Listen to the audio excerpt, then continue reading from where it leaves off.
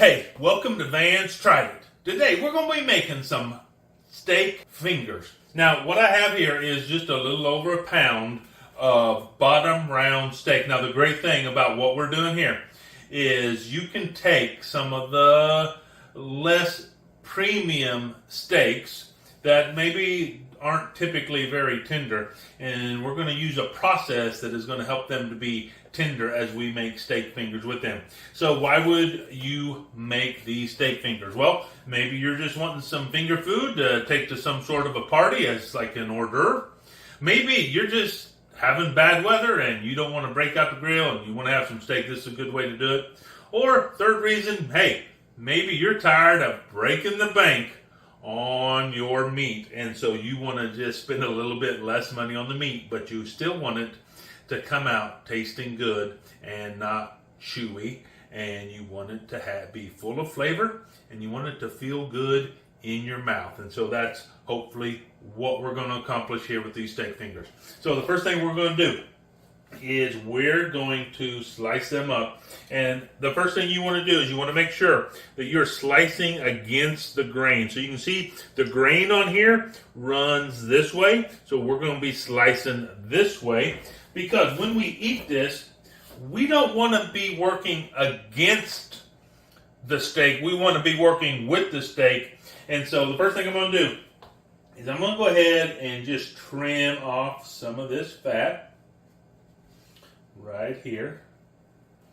So my dog Roscoe will be very thankful that I'm trimming this fat off, because he's going to get that. So I'm going to cut these up in about a quarter, maybe half-inch pieces here. And we want them fairly regular here, but they don't have to be perfect, because typically when we're cooking, we're not really looking for perfection. There's kind of some character to it if you aren't completely perfect. So we're going to take that, throw it over there in that container.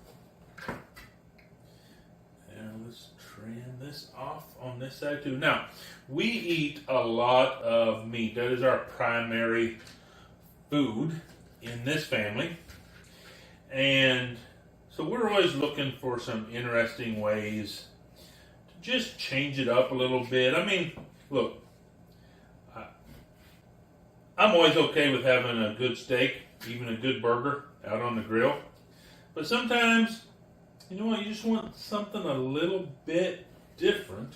And that's what this is going to be. It's going to be just a little bit of a different way of cooking the meat, and a little bit different flavor to the meat, just to change things up. Because really, what happens for most people when they're on a diet? Why do they fail? Well, because it gets tiresome and it gets old and it's hard to maintain. And really, what you're wanting in diet is you want to not go on a diet, you want to change your diet. So when you're changing your diet up, you want to make sure that you're changing it in such a way that you can maintain it over the long term. And so that's why it's always important to have a few extra ways in order to make things, some variety in your life. And so we have now our steak fingers here. Now what we have here is a tablespoon of cornstarch. Get it all out of here. And we have a tablespoon of Worcester. Put that in there. And then we have 1 egg white. We're not going to use the whole egg. We're going to use the egg white. So let's see how talented I am at doing this.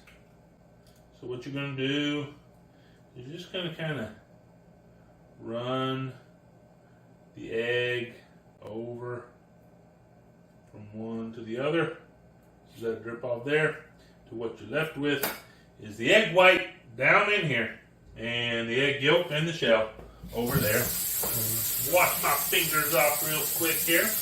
And in fact, let me grab from over here a glove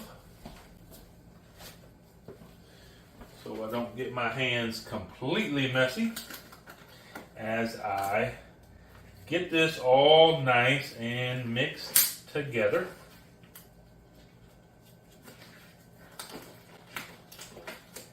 There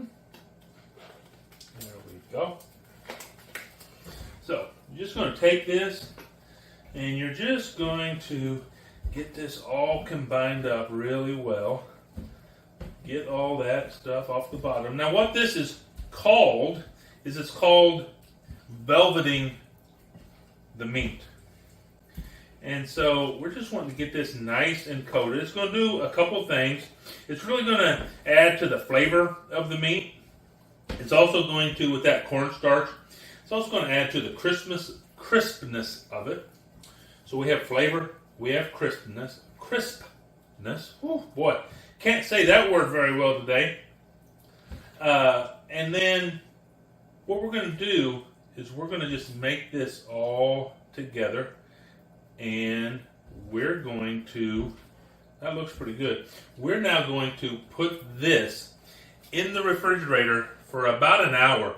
We're going to let this all set up in there, and then this is actually going to be what becomes really our first dredge as we go to fry these. And so we're going to put some breading on here. So typically when you're doing some sort of a coating for meat, then you're going to put it probably in some milk first, and then in flour, and then in the milk egg mixture again, and then into your final breading. But with this kind of becomes that first process, and so we're not going to have to do any of that. We're going to put it straight into our breading, and then we will be ready to cook this up. So I will see you in about an hour. Okay, welcome back. We've had our meat resting in the refrigerator for about an hour. Now we're going to make our breading. It's a real simple breading. We just have a 1/4 cup of cornstarch. And let's get all that in there. 1/4 cup of all-purpose flour. Ooh, our oil is definitely hot. Now here we have a tablespoon each, or a teaspoon each actually, of paprika, onion powder, garlic powder, and Italian seasoning. And we're going to take all of that. We're going to mix it up a little bit. Just like that. Done and done. Whew.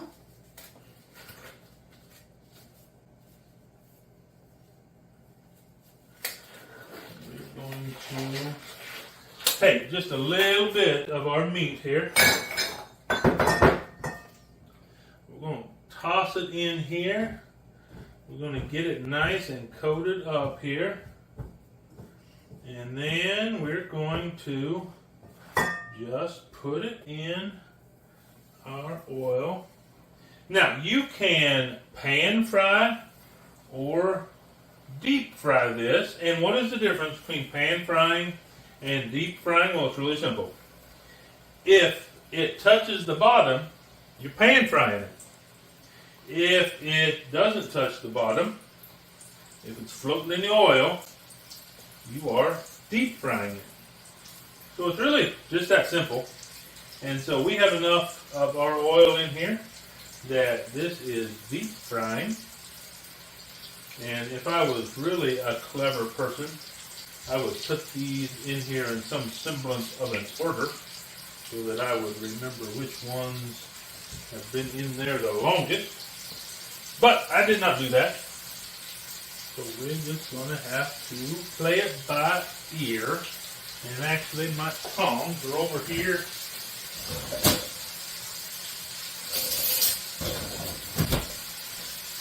I ran the dishwasher, but I haven't gotten the stuff out of there yet. And so we just want to kind of keep an eye on this. And it's going to cook really fast. And so, just let it fry it up a little bit. You can see it did not take long at all to get this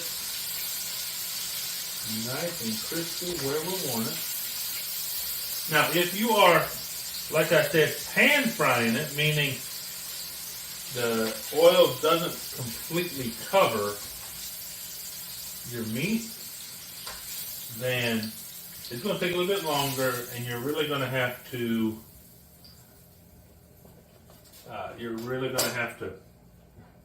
turn your meat over. But we're not going to worry about that here, because we're more on the deep fry segment of the world. So I do want to give a shout out to Red Meat Lover on YouTube, because that is the video that is the inspiration for me making this. So I'm going to leave a link down in the description for that, so you can go check out his channel. He has a lot of really good videos, a lot of good information on there. So please go check that out. And hey, while you're going down there to find that link, if you would just leave me a comment, like, share, subscribe to this channel, that would be a great help to me, because the more you interact with this channel, the more other people get to see these videos. And that's really the purpose, is for people to see these videos, have a little bit of fun, be entertained a little bit, and maybe even learn a thing or two.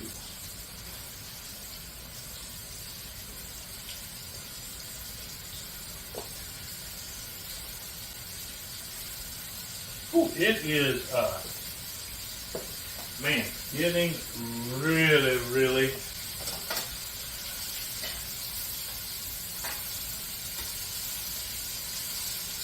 smoky in here. And that is just always the kind of what you run into when you're frying stuff like this, but that's all right. That is all right. We can live with that for some really good food, huh? Separate it out on there a little bit.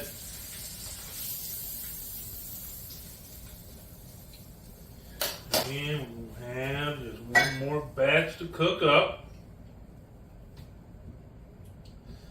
I think we just about made the perfect amount of our breading. There ain't going to be a lot left in this bowl when we're done. And this is, look, we're just looking for a light breading here. This isn't one of these thick breadings. Not like we're making chicken fried steak or something like that. But we're just going to do a light breading here. And let's go ahead and cook up our last batch. Now, we eat a lot of meat in this family. And that is the staple of our diet. And it's nice to be able to just do something a little bit different every once in a while. And so I tell you what, why don't you tell me, what is your favorite way to cook beef? Do you like it on the grill? Just take it out and put it on the grill. Do you like hamburgers? There's nothing wrong with hamburgers. Maybe you like a good roast. Whatever it is, what's your favorite cut of meat and what's your favorite way to cook meat? You know, one of our favorite things is fajitas. I really like the fajita flavoring and the fajita meat. And so that's always good for us, but there is never anything wrong with just a good old-fashioned steak out on the grill.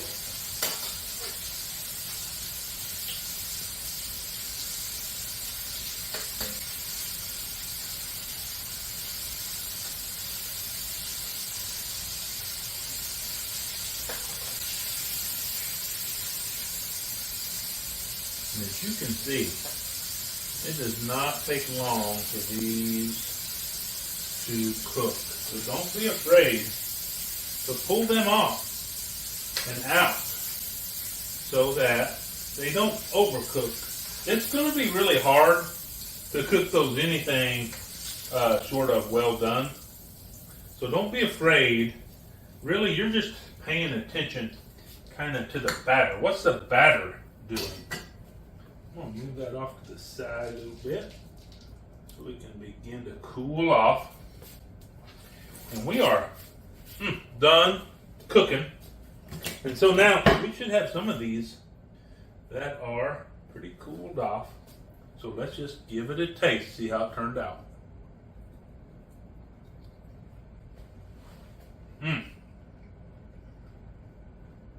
Yeah, that is good.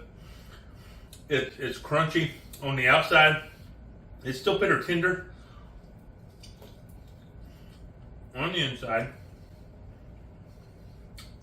And you can get the flavoring from all the breading. Hey, this is a good way to cook up some meat. And if you wanted to, you could just get some barbecue sauce or some sort of a sauce to dip these in. Or, hey, you could just eat them plain. You could even take these and put them on a hoagie and make yourself a sandwich out of this meat. But, hey, these steak fingers, they're pretty good. I tried it. You should too.